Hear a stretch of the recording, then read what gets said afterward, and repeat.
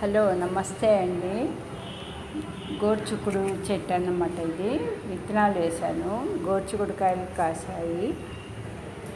ఇప్పుడు చూడండి, ఒక 4 చెట్లు వేసాను అన్నమాట. ఇది బాగా కాయలు వస్తున్నాయి. ఇది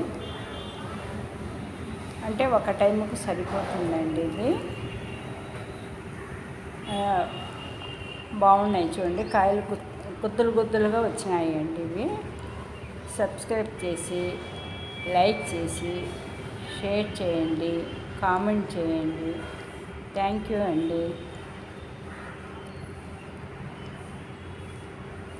చూసారుగా ఎలా కాసాయో చిక్కుడుకాయలు, గుత్తులు గుత్తులుగా కాసాయండి బాగా.